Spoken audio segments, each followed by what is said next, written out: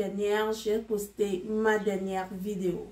Dans cette vidéo, j'ai parlé du G5 Sahel, une organisation qui a été créée pour lutter contre le terrorisme et qui compte les pays comme le Mali, le Niger, le Burkina Faso, la Mauritanie et le Tchad, accompagné par la France qui a déployé ses troupes dans le Sahel.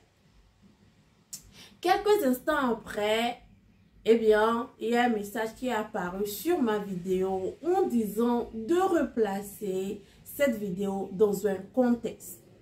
J'ai pris le temps de faire mes recherches et on dit souvent quand ce texte apparaît sous ta vidéo, c'est que ton titre dit quelque chose qui ne va pas avec la policy de l'algorithme. J'ai regardé, j'ai parlé du G5 Sahel, j'ai parlé du Mali, j'ai parlé du Togo, des pays dont j'ai l'habitude de parler et dont tous ceux qui sont dans la sphère politique africaine en parlent parce que ces pays sont dans un renouveau qui nous interpelle tous. Je suis partie revoir ma vidéo et à aucun moment je n'ai parlé de la politique américaine. Mais bien, puisque l'algorithme même l'a souhaité, nous allons parler des élections américaines de 2020. Peut-être en parlant des élections américaines de 2020, nous pouvons peut-être trouver un indice sur ce qui va se passer en 2024. Eh bien, 2020, c'était ces élections américaines qui a vu deux candidats représentant les deux partis, les conservateurs républicains par Donald Trump et les démocrates libéraux par Joe Biden.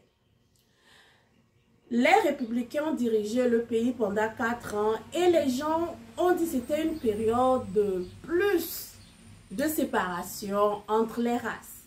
Vous savez que les États-Unis, c'est les Blancs, les Spanish et les Noirs.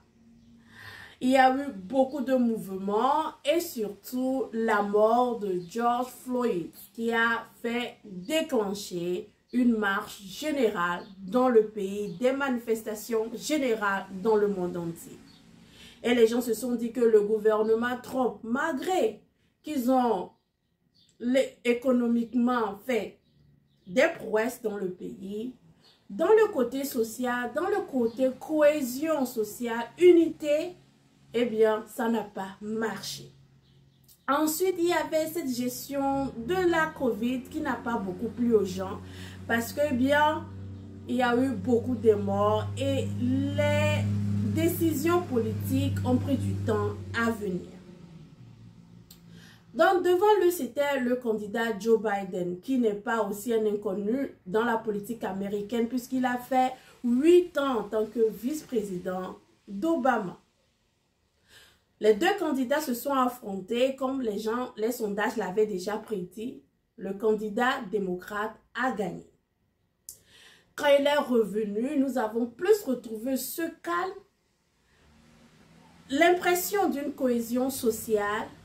Mais de l'autre côté, comme vous le savez, eh bien, il y a eu une inflation. Mais l'inflation, c'est général. L'inflation, c'est mondial. Après la COVID, beaucoup de pays souffrent de l'inflation. Et si vous allez en Afrique, les pays qui possèdent leur propre monnaie sont en train de traverser une crise vraiment sans précédent.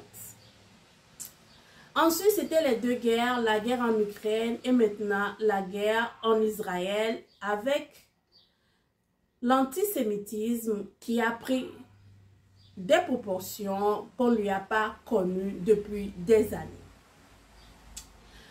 Joe Biden se prépare à une réélection en novembre. Et les gens pensent que le candidat qu'il doit affronter ou qu'il devra affronter sera Donald Trump. Les gens se sont dit il faut un match retour parce que les gens veulent un match retour parce que pour beaucoup de gens, le vote de 2020, c'était un vote sanction contre la gestion de la COVID. Maintenant qu'il n'y a plus de COVID, maintenant que le gouvernement de Joe Biden a aussi son bagage politique de guerre, une inflation, eh bien, les gens se sont dit, permettons aux deux de se retrouver. Cette fois, quand il y a égalité, l'autre a un problème de cohérence sociale. Et ensuite, une mauvaise crise de la gestion Covid. L'autre a deux guerres et une inflation. Il peut revenir au match retour et permettre maintenant de décanter la situation. Sachez aussi que Joe Biden a été élu parce que certains États qui votaient souvent républicains ont préféré cette fois-ci voter démocrate. Le vote présidentiel aux États-Unis, ce n'est pas comme dans certains pays comme la France où vous allez voter directement pour le président. Mais ici, on vote pour les délégués et les délégués vont choisir le président de la République.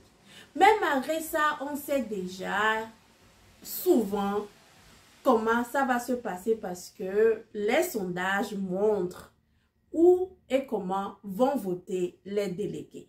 Donc, qu'est-ce qui va se passer en 2020? Avec tout ce qu'on s'était dit, est-ce qu'il y aura, le match sera serré ou déjà nous voyons un Joe Biden victorieux? Eh bien, le candidat du parti républicain a des déboires judiciaires. Une histoire de hush money, une histoire d'argent qui fait que lui-même, il est inculpé. Mais les gens se disent que ça n'ira pas loin. Malgré que le dossier est déjà au chaud quelque part dans un tribunal. Ensuite, il y a eu les événements qui se sont passés au Capitole aussi, qu'on dit un peu être attribués à l'ancien président Donald Trump. Donc, ce n'est pas encore fini puisque l'ancien président Donald Trump doit se défendre devant un tribunal. Joe Biden aussi, ce n'est pas encore fini puisque la guerre en Israël a créé un sentiment un peu spécial avec la jeunesse qui veut être pro-paix et un pays qui va en guerre dont les jeunes considèrent maintenant que cette guerre ressemble plutôt à une attaque génocidaire. Donc, le match est toujours serré et si vous le regardez bien, Jacques a un problème à gérer qui devant l'opinion n'est pas vraiment acceptable. Personne ne veut voir un président Rush Money. Personne ne veut voir un président qui a tenté de faire un coup d'état constitutionnel côte à côte, ce n'est pas approuvé côte à côte. Et personne aussi n'est assez d'accord avec ce qui se passe avec les deux guerres. Donc un match retour est bien possible, mais ce match retour sera serré. D'ici novembre, nous avons tout le temps de revenir sur le sujet. Mais n'oublions pas que les États-Unis, première puissance mondiale, ont une autre façon de faire la politique, une autre façon de voir le monde. Donc si en 2020, en novembre 2024, je veux dire, nous sommes surpris par le gagnant, eh bien, sachez que les grands pays ont leur propre politique qui n'a rien à voir avec la politique de nos pays africains, qui est bien différent. Nous sommes toujours dans l'état manger, avoir de l'eau, avoir de l'électricité, quand la plupart de ces pays ont déjà dépassé ça. Ils cherchent à aller sur la Lune et même à vivre sur Mars. Donc, quand je viendrai ici et que je vais faire ce décryptage ou ces analyses, ne soyez pas surpris que mes positions seront bien différentes que mes positions en Afrique. Eh bien, que le meilleur gagne en novembre, mais qui sait, jusqu'à ce que nous arrivons en ce novembre 2024, nous saurons qui sera le gagnant de ce duel qui sera. Et depuis ma position, je salue mon ami nigérien Peto qui peut-être regarde mes vidéos depuis Niamey. Après le départ des forces françaises, les nouvelles autorités nigériennes ont dénoncé l'accord militaire que le Niger a avec les États-Unis en demandant aux Américains de libérer la base militaire. Au même moment, les images des Russes venant au Niger avec des matériaux de guerre, des matériaux de combat ont été mis sur toutes les plateformes pour nous de regarder. Donc, c'était dit, ben, les autorités nigériennes demandent aux forces françaises et aux forces américaines de quitter le territoire pour permettre aux forces russes de venir s'installer. Mais les Russes sont déjà en Afrique, les Russes sont en Centrafrique, les Russes sont au Mali, possible Russes au Burkina Faso. Donc les Russes au Niger, ce n'est pas nouveau en Afrique. Mais les Russes occupaient une ancienne base militaire américaine, ça c'est nouveau. La dernière fois, nous avons parlé de la multipolarité qui est en exercice au Niger. Mais on a l'impression que ce ne sera pas une multipolarité, que les forces américaines vont partir et que la base militaire sera peut-être occupée par les Russes. Enfin, la transition parle de souveraineté, mais ça ne sera pas vraiment une souveraineté, puisqu'il y aura toujours la présence des forces militaires russes, une force étrangère sur le territoire nigérien. Mais ils nous disent que ça c'est différent parce que ça, ils veulent, les autres ils n'en veulent pas. Donc c'est toujours une forme de souveraineté. Quelle que soit la force militaire qui occupe ton territoire, eh bien si tu veux, c'est souverain, si tu ne veux pas, ce n'est pas souverain. Les militaires français, eh bien on n'en veut pas, ils sont au Tchad et les Tchad ne se plaignent pas de souveraineté malgré qu'il y a plein de bases militaires françaises au Tchad.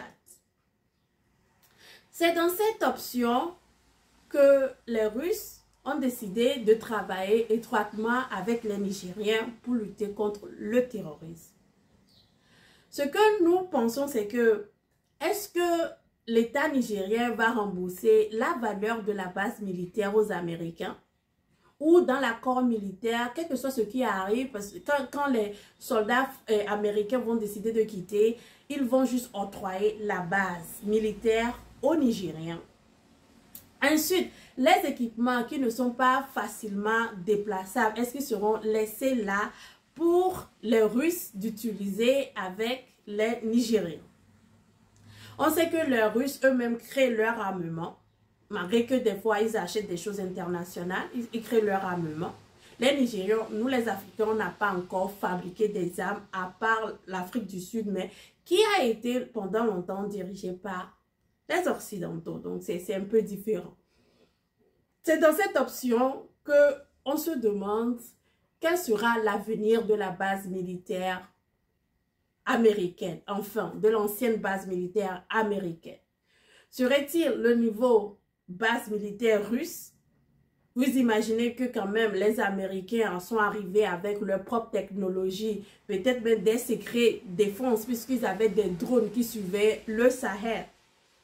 Est-ce qu'ils vont laisser tout ça aux Russes d'utiliser ou ils partiront avec tout? Ils vont tout prendre, les lignes téléphoniques, comme ça s'est passé en Guinée quand Sékou Touré a voté non et a demandé l'indépendance immédiate de la Guinée, cet homme fort de la Guinée. Est-ce que ça sera quelque chose comme ça où les Américains vont tout débarrasser, laisser juste le terrain vide aux Nigériens et partir avec leur technologie? Parce qu'il y a une guerre de technologie aussi en ces pays puissants. Entre les Asiatiques, les Russes et les Américains, chacun veut être au top de la technologie.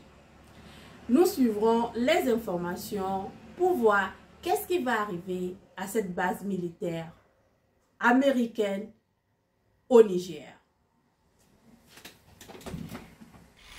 Pour arriver au Togo. Le Togo, c'est une histoire particulière. Nous avons été dirigés par le père pendant 38 ans.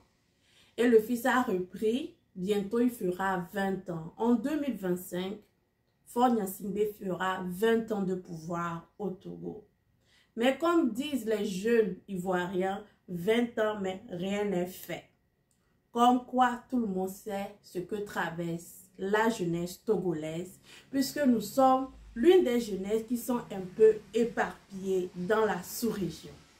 La dernière fois que j'ai vu un jeune Gambien au Togo, je ne m'en rappelle pas, mais les jeunes Togolais qui immigrent en Gambie, j'en connais plein. Donc, ce n'est pas un secret de polichinelle que le Togo traverse une dictature qui dure 58 ans.